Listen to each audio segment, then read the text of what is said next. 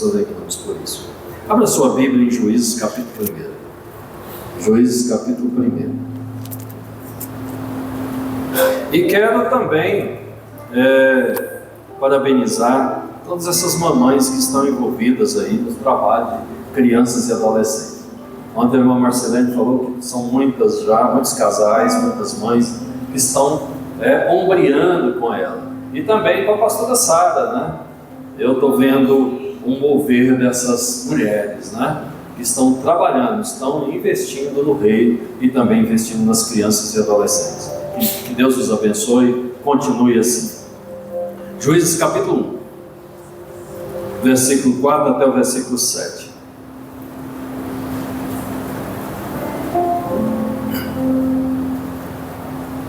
Juízes 1, versículos 4 até o versículo 7. E os filhos de Judá atacaram, e o Senhor lhes entregou nas mãos os cananeus e os fariseus. E em Bezeque mataram 10.000 homens. Em Bezeque encontraram Adoni Bezeque e lutaram contra ele, e derrotaram os cananeus e os fariseus. Adoni Bezeque fugiu, mas eles o perseguiram, e prendendo-o, lhe cortaram os polegares das mãos e dos pés. E então Adoni Bezeque disse: 70 reis a quem havia sido cortados os polegares das mãos e dos pés apanhavam migalhas debaixo da minha mesa. Assim como eu fiz, assim Deus me retribuiu.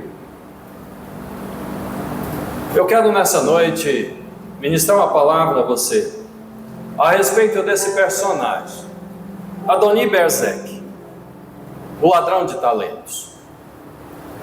Adoni Bezeque era um rei cananeu, mas ele era mais do que um rei. Ele era mais do que um homem maligno, mais do que um homem implacável, duro, algoz dos seus adversários. Ele é a personificação de uma das principais atributos de Satanás. A Bíblia diz que o diabo, Satanás, é ladrão, ele é salteador, ele é roubador. E a Bíblia diz que ele veio para matar, roubar e destruir. Mas esse homem, ele tem uma atitude que é especial e por isso ela é destacada aqui, né? Não passou despercebido do escritor desse livro explicar dentro desse episódio de conquista dos territórios. Josué era morto e ainda havia muito território. Na verdade, grande parte do território de Israel ainda estava sob o controle dos cananeus e dos fariseus, dessas pessoas que habitavam a terra.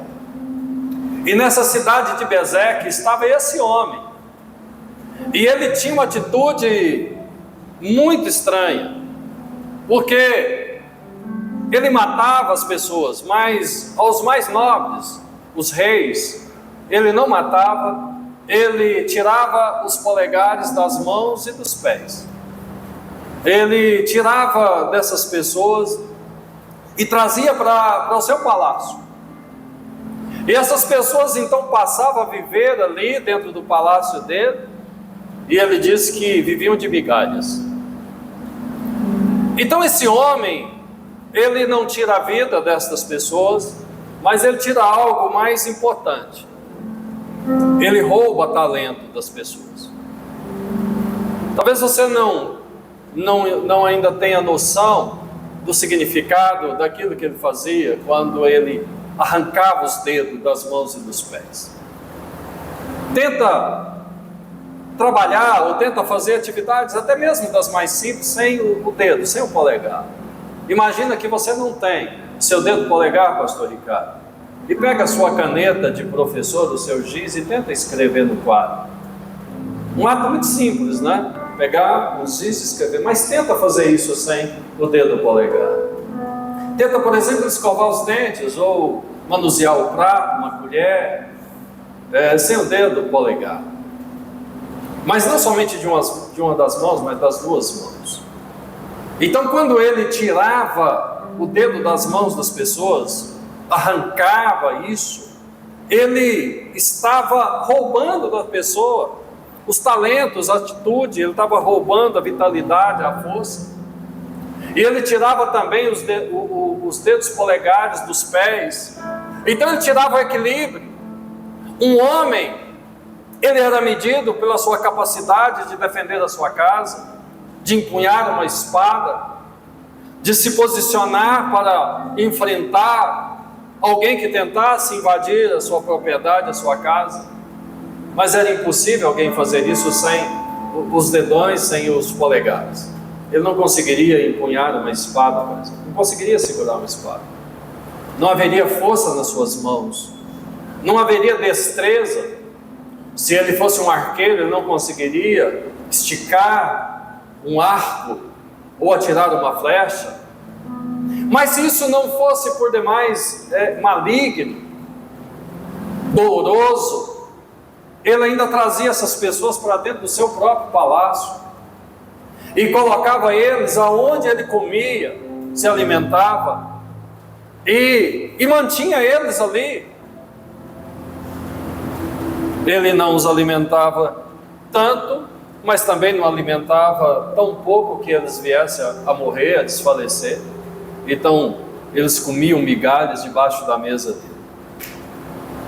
Eles tinham apenas o necessário para viver um dia mais, sobreviver um dia mais e voltar a ter mais um dia de humilhação, mais um dia de pena, de sofrimento, de desonra.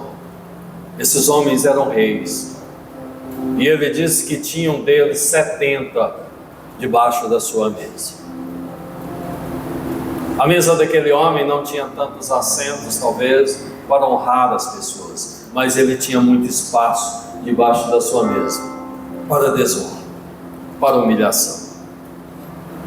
Debaixo da mesa de Adoni-Bezeque também estava a autoestima e a dignidade roubada daquelas pessoas. Aquelas pessoas eram arrancadas da sua casa, arrancadas da sua família, arrancadas das suas propriedades, arrancadas do seu reino, arrancadas dos seus súditos, arrancadas das pessoas que lhes queriam bem. E todos os dias, quando eles acordavam, eles tinham que olhar para aquele homem enquanto se banqueteava, se regalava com a sua mesa farta, à espera de um pedaço de pão, que ele jogava como quem joga para um cão, um animal, um gato embaixo da sua mesa. Então eles tinham a sua autoestima profundamente impactada. E ele se alegrava com isso. Ele tinha prazer em fazer isso com as pessoas. Então para ele a morte, para os seus adversários inimigos, era algo pequeno. Ele queria puni-los de uma maneira muito mais drástica. Ali debaixo da mesa desse homem, desse personagem maligno, tantos projetos e sonhos foram interrompidos. As pessoas não podiam mais sonhar ou projetar, porque eles sabiam que estavam condenados àquela vida de humilhação.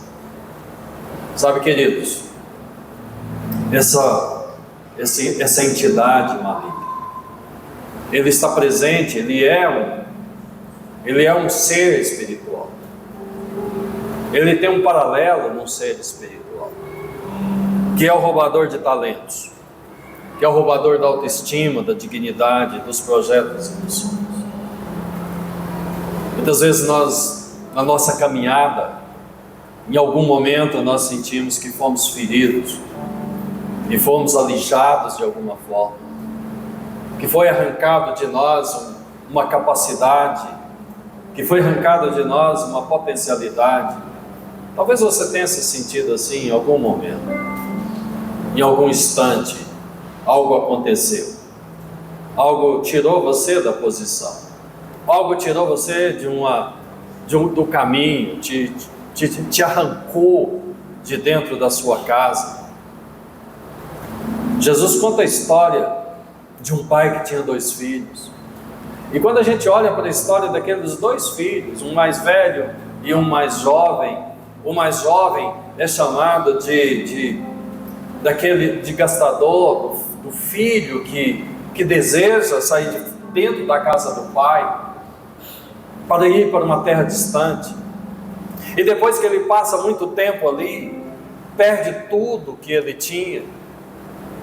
É arrancado dele a provisão, tudo aquilo que um dia ele levou de dentro da casa do pai dele. E ele desejava comer comidas de porcos.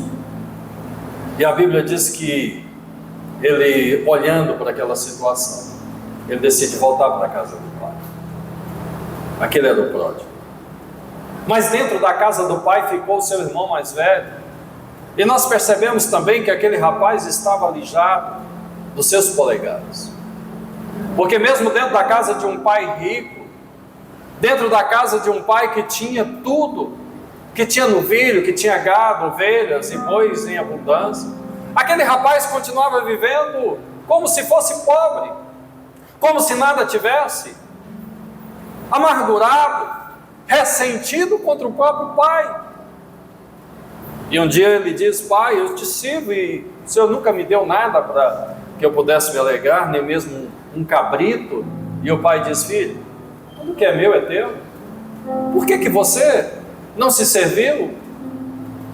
Mas quando nós olhamos para a vida desse homem, às vezes nós nos enxergamos também, se nós prestarmos bastante atenção,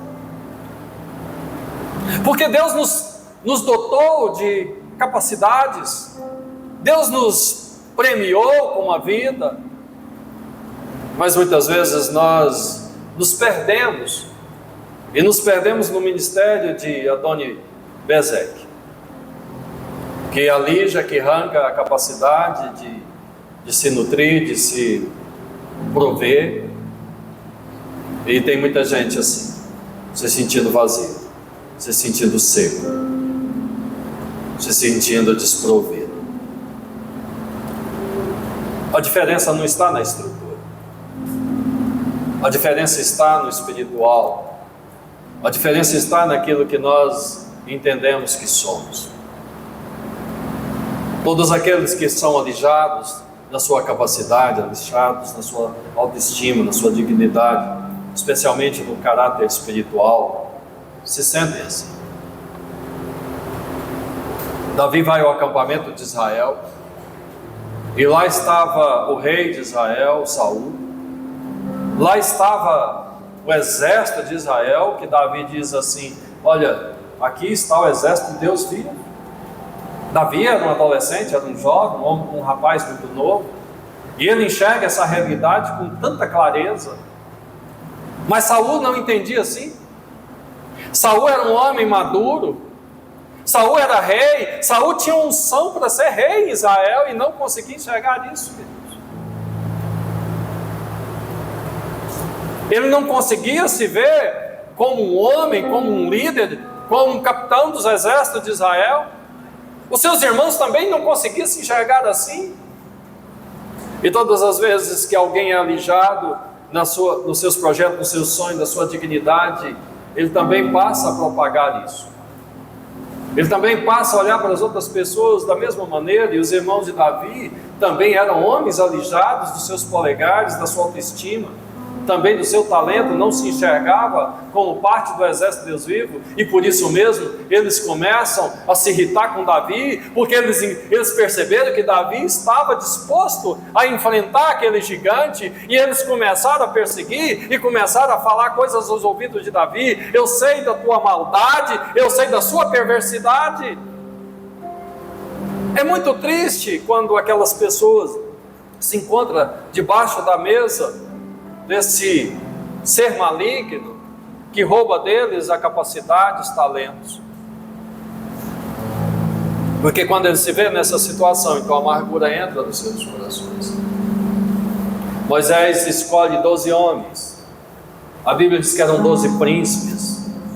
Eram 12 principais das tribos de Israel, um de cada tribo. E daqueles 12 homens, príncipes do povo de Israel, apenas 2 têm uma postura digna de olhar para a situação dos habitantes da terra, dos cananeus, e dizer: olha, a terra é boa, a terra mana leite e mel, conforme a promessa de Deus. Quantas vezes Deus nos promete coisas extraordinárias, Romário, e nós não cremos. Deus está falando comigo, Deus está falando com você, Romário, e dizendo: eu tenho grandes coisas para você. E você olha em volta e diz assim: não estou vendo nada, eu só estou vendo problemas, eu só estou vendo crise. Mas Deus está dizendo: a terra é boa, tem provisão, tem fartura. Esses 12 homens, eles olharam para aquilo, apenas 2 entenderam isso, porque 10 disseram: não, a terra é uma terra que devora os seus moradores, lá tem gigantes. E diante desses gigantes, nós nos sentimos como que gafanhotos, nós nos vimos como que gafanhotos, e também aos olhos deles nós éramos como gafanhotos. Então 10 daqueles 12 tinham seus polegares arrancados, fracionados.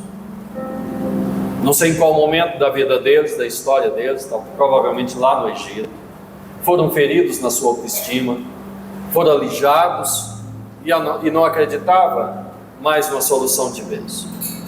Não acreditava mais ser possível alcançar as promessas de Deus.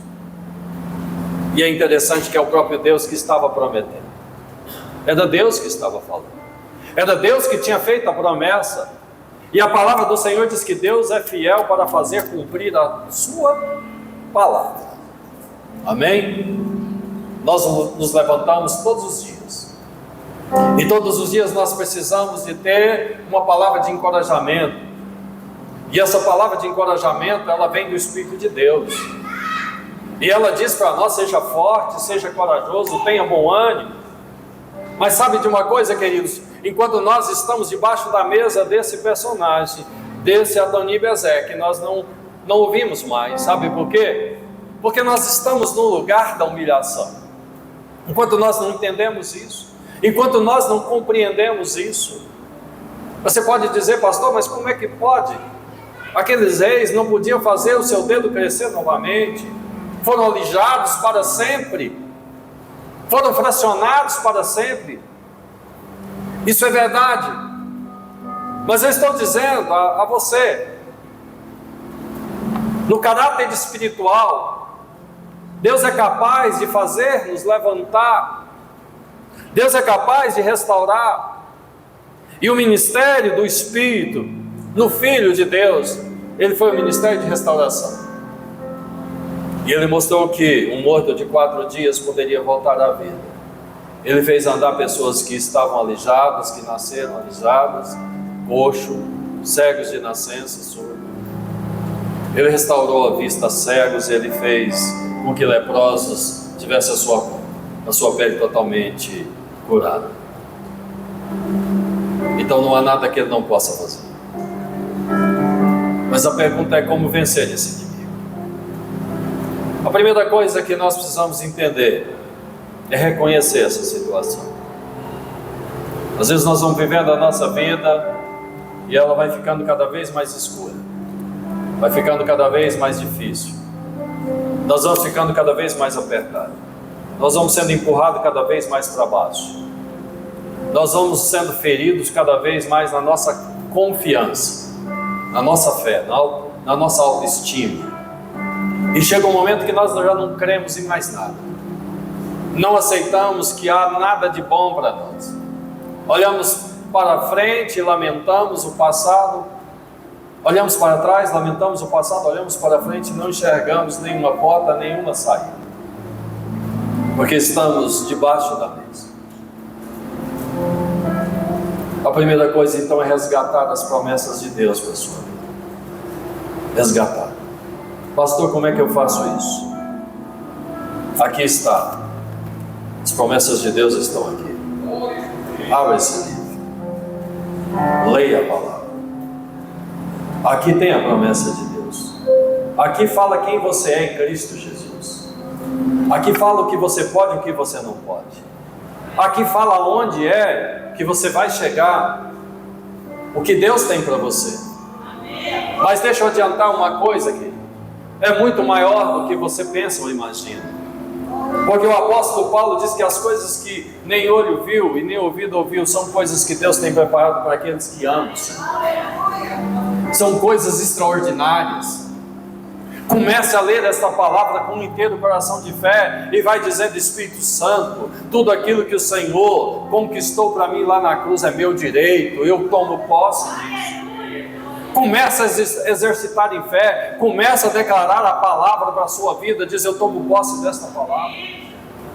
Essa palavra é para mim, é palavra de bênção, então é para mim, é palavra de vitória, então eu tomo posse desta palavra. Declare com a sua boca, com seus lábios, quem você é e para o qual propósito você nasceu. Porque esse homem, Adoni-Bezeque, ele disse para mim, para você: você vai viver de migalhas, você vai viver humilhado debaixo da minha mesa, porque você fracassou, você foi derrotado, você caiu. Mas sabe de uma coisa?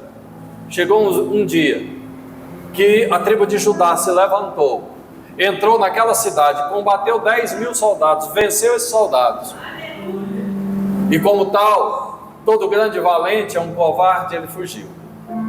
Quando ele viu seu exército sendo derrotado, ele fugiu. Mas os valentes de Judá perseguiram esse homem, amarraram ele, prenderam e trouxeram ele para Jerusalém. E quando ele chega lá, eles cortam os dedões dele também, os indicadores, os polegares, das mãos e dos pés. E quando eles cortam os seus polegares, ele diz assim: assim como eu fiz a 70 reis que comiam migalhas debaixo da minha mesa, também o Senhor, olha só. Irmãos, não é possível que um ímpio tenha um entendimento maior do que os homens de Deus, as mulheres de Deus, amém? É possível, será possível que um ímpio, ele entendeu na hora que aquilo vinha de Deus. Assim como eu fiz, o Senhor me fez também. Amém. Então ele não diz foi os valentes de Judá, não, foi Deus que fez. Da mesma maneira que eu fui ímpio, da mesma maneira que eu fui cruel, da mesma maneira que eu fui implacável com os meus adversários, também o Senhor me cobrou isso. E ele morreu ali em Jerusalém. Poderiam ter dado uma morte rápida para ele, mas eles não fizeram. Da mesma maneira que ele manteve por anos e anos pessoas debaixo da sua mesa, também ele ficou desprovido dos seus polegares. Pastor, mas lá em casa não tem jeito. Talvez se eu tivesse tropeçado ontem, anteontem, um mês, um ano atrás, eu iria consertar tudo. Mas já são tantos anos passados. São tantos anos de miséria, são tantos anos de humilhação, são tantos anos debaixo da mesa desse Adoni-Bezeque que não dá mais para sair. Meus irmãos, quando eles chegaram naquela terra, aquele homem já estava lá, ele já estava lá, ele já reinava o seu terror naquela terra. Mas o dia que aquele povo, o povo de Judá se levantou e disse: nós vamos conquistar a terra e vamos expulsar daqui esse homem. Eles conquistaram. Então para de dizer que tem tempo demais. Sabe, aquilo que é direito seu, aquilo que é promessa de Deus, ela não caduca, ela não falha. Não é porque já passou muito tempo, não é porque você está vivendo na escassez por 10, 15, 20 anos que isso não vai acontecer. Se levanta, se posiciona, despoja o valente, aquele que roubou de você, aquele que roubou seus sonhos, aquele que roubou a sua autoestima, aquele que roubou a sua destreza. Toma uma atitude, porque às vezes nós nos paralisamos diante das dificuldades e dizemos assim: a dificuldade é maior do que eu. Às vezes nós olhamos para Golias e falamos: ele é um gigante, mas não entendemos que nós em Cristo Jesus somos muito maior do que ele. Às vezes nós olhamos para as promessas de Deus e falamos: não é possível alcançar, porque eu sou velho, porque eu sou novo demais, porque eu tenho pouco estudo, porque eu tenho pouco conhecimento, por isso e por aquilo. Hoje, enquanto eu estava fazendo uma caminhada pela manhã, uma moça passou na minha frente e estava escrito assim nas costas dela: quem é bom em desculpas nunca será bom em outra coisa. É só em desculpa mesmo. Quem é bom em desculpa nunca será bom em mais nada. Às vezes nós ficamos dizendo para nós: olha, não vai dar, eu não consigo, eu estou cansado hoje, olha, eu não dormi essa noite. E fazemos tantas desculpas. E por acaso, depois de muitos meses que eu não fazia uma caminhada pela manhã, eu estava fazendo hoje, e aquela moça passou, e eu disse: bem, não tem desculpa. Olha, eu fiquei a tarde inteira em Anápolis, vim para cá, emendei com o culto da noite, chegamos em casa quase 11 horas da noite, levantei às 5 horas da manhã para orar, e fiquei até às 6h30 orando. Deitei um pouco e lembrei: bem, tem muito tempo que eu não faço uma caminhada daquelas matinais. Eu sou matinal, não sou da tarde nem da noite, sou de manhã, gosto da manhã. Falei: não, eu vou fazer isso, e fui para lá. E quando ela passou perto de mim, eu entendi. O Espírito do Senhor às vezes vai nos instruir. Ele vai falando: para de dar desculpa. Para de dar desculpa porque que você não ora. Para de dar desculpa para você que não jejuma, para você que não consagra. Para de dar desculpa porque que você está triste, amargurado, porque que você está se sentindo deprimido. Para de dar desculpa. Se levanta debaixo da mesa, se coloca de pé, porque o Senhor diz: põe de pé e eu vou falar com você. Sabe, queridos, nós não precisamos dos valentes de Judá invadir a casa, o palácio de Adoni-Bezeque. Sabe por quê? Porque o Senhor Jesus já fez isso lá na cruz. Porque a palavra do Senhor diz que quando Ele subiu ao alto, levou o cativo, o cativeiro. E Ele levou o cativo, o teu cativeiro. O castigo que me traz e que te traz a paz foi lançado sobre Ele, e pelas pisaduras de Jesus eu fui curado. Eu já fui, eu não vou ser, eu já fui. Nós precisamos tomar posse da palavra de Deus. Há muitos anos atrás, mais ou menos uns 20 anos, nós estávamos fazendo um encontro, aquele encontro com Deus. Eu estava ministrando uma palavra num sábado de manhã, uma palavra que diz assim: o que Deus faz no encontro? No encontro Deus resgata os nossos sonhos. Lembra dela, Daria? Deus resgata os nossos sonhos. E eu estava pregando essa mensagem, estava pregando essa palavra. Eu esperava muito impactar os encontristas, aqueles jovens, adolescentes, todas aquelas pessoas que estavam sentadas naqueles bancos, novos convertidos, a maioria deles. Mas eu fiquei surpreendido, porque quando terminou a ministração, veio um pastor bem mais velho do que eu, tem idade para ser meu pai. E ele chegou chorando e me abraçou e disse: pastor, aí, o Espírito do Senhor hoje impactou a minha vida. Ele diz: toda a vida eu tive um sonho ideal de ser um escritor, mas meu sonho ficou preso, meu sonho ficou numa gaveta, meu sonho ficou retido. Mas hoje, você pregando aqui, o Espírito de Deus me fez entender que eu vou desengavetar o meu sonho, eu vou desengavetar o projeto de Deus para a minha vida, eu vou escrever. Passado alguns meses, ele mandou um exemplar do livro, o primeiro livro, com o nome dele lá na capa. Ele tinha escrito o livro dele. Aleluias! Ele entendeu, queridos. Nós precisamos disso, nós precisamos entender. Porque quando nós compreendemos e entendemos, não é o Espírito de Deus que vai nos tirar de lá.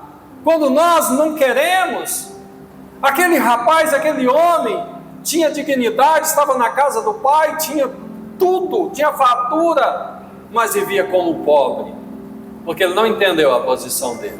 O pai diz: filho, tudo que é meu é teu.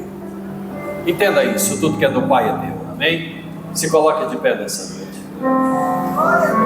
Se coloque na presença do Senhor. O Espírito de Deus nessa noite te trouxe aqui para você entender quem você é em Cristo Jesus. Amém? Você pode dizer: em Cristo Jesus eu sou mais do que vencedor. Você pode dizer: eu sou mais do que vencedor por aquele que já venceu por mim. Você pode dizer nessa noite que o seu lugar não é debaixo da mesa, mas o seu lugar é assentado na mesa do Pai. Ele tem lugar para você, jovem, moça, rapaz. Ele tem lugar não na mesa de Adoni-Bezeque, nem mesmo em cima daquela mesa, nem mesmo assentado naquela mesa, mas é na mesa do Pai. Ele tem um banquete preparado para você. Não aceite menos. Não aceite menos. Na minha juventude eu estava percebendo que algumas coisas não estavam acontecendo, e um dia, depois de lamentar com um amigo numa noite, levantei no dia seguinte, cheguei na empresa onde eu estava trabalhando, eu estava com 20, 21 anos, e pedi minhas contas naquele dia. E aquele patrão insistiu: por que você está pedindo as suas contas? Eu disse: bem, porque aqui não é o meu lugar. Olha, mas tem um aumento de salário para você. Ele disse: não, eu quero o meu assento. E eu fui para casa. Pastor, você tinha uma proposta de emprego melhor? Não, eu não tinha. Mas sabe de uma coisa? Eu entendi que aquela proposta não era de Deus. Eu estava trabalhando demais, não havia possibilidade de eu estudar, e Deus tinha prometido que me daria uma faculdade, uma universidade. Eu pedi minhas contas e fui para casa. E diz: bem, Deus, eu dei meu passo de fé, e agora, o que o Senhor vai fazer? Algumas semanas depois, 2 ou 3 semanas, eu estava empregado. Sabe aonde? Na Universidade Federal de Goiás, na Escola de Engenharia Elétrica, exatamente aonde eu queria trabalhar, aonde eu iria fazer uma faculdade, porque eu queria ser engenheiro eletricista.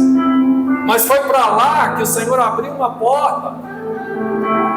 O meu tio ligou e disse: Ailton, estão fazendo seleção para técnico aqui do laboratório da Escola de Engenharia Elétrica, você não tem interesse? Eu falei: claro, tio. Eu fui lá, fiz uma entrevista, eu já saí empregado. Fiquei 11 anos ali.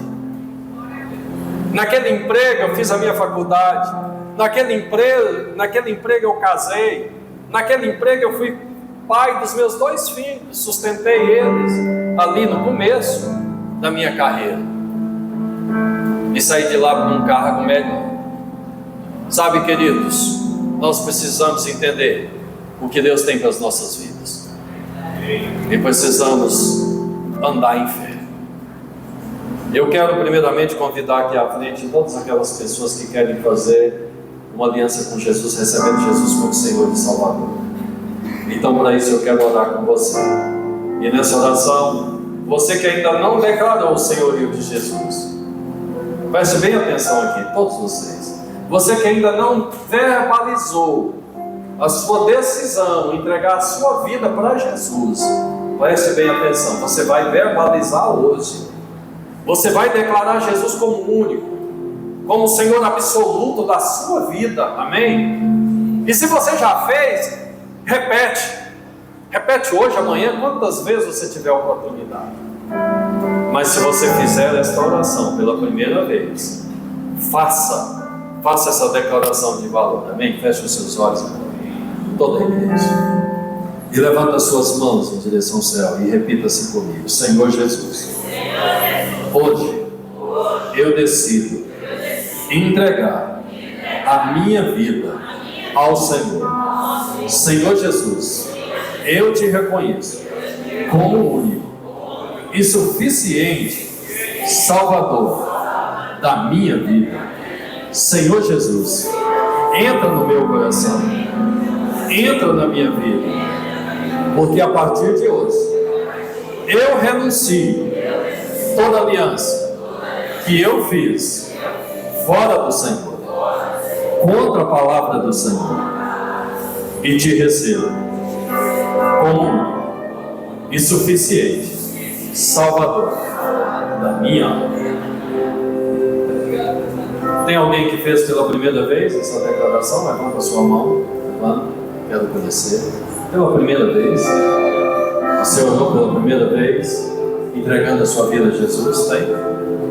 Dê um sinal. Não tem? Tem? Quero convidar aqui agora todos os valentes, todas aquelas pessoas que se sentem assim, roubadas, todos aqueles que se sentem afastados do seu projeto, todos aqueles que se sentem vítimas dessa entidade maligna, da sua capacidade de roubar, da sua capacidade de decidir coisas na sua vida. Você que sente que seus sonhos foram cancelados e você não tem conseguido sonhar mais os sonhos. Você não tem conseguido mais acreditar? Você que sente que a sua dignidade tem sido destruída, sai do seu lugar, vem aqui. Quero orar com você. Pode vir. Se você está nessa situação, sai debaixo da mesa. Sai debaixo da mesa. Deixa o Espírito de Deus restaurar a sua dignidade nessa vida. Sabe, queridos, a Bíblia diz que o cair é do homem, mas o levantar é de Deus. Nós tropeçamos. Às vezes nós contribuímos com Adoni Bezek. Às vezes nós abrimos uma brecha. Às vezes nós damos espaço para Ele nas nossas vidas. Às vezes nós declaramos com a nossa boca sobre a nossa própria vida, amaldiçoamos nós mesmos. Mas o Espírito de Deus está nessa noite querendo curar você. Se você quiser, vem aqui à frente. Vem aqui à frente. O Espírito do Senhor está aqui nessa noite para resgatar os sonhos. Pastor, eu não tenho conseguido decidir aquilo que importa na minha vida. Pastor, eu não tenho conseguido ter força. Pastor, eu não tenho conseguido lutar pelo meu casamento. Pastor, eu não tenho conseguido lutar pela minha família. Pastor, eu não tenho conseguido lutar pelo Evangelho, pelo ministério. Pastor, eu me sinto desanimado, fraco. Vem aqui, sai do seu lugar. O Espírito de Deus está aqui nessa noite e Ele quer te fortalecer. Quantas vezes nós nos entregamos? Quantas vezes os nossos sonhos são roubados, como foi roubado o sonho daquele pastor?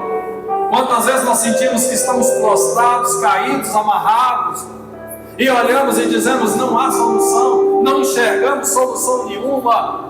Mas deixa eu dizer, há alguém que está pelejando por você nessa noite. A palavra do Senhor diz que os anjos do Senhor, eles acampam em volta daqueles que temem o Senhor. E o Espírito de Deus nessa noite vai entrar na sua vida, vai impactar você, vai mudar o seu coração, vai mudar a sua mente e vai te fortalecer. Eu quero pedir, mas vem aqui, pastor Distrito, vem aqui ministrar nessa vida. O André já está ali. Igreja, levante as suas mãos.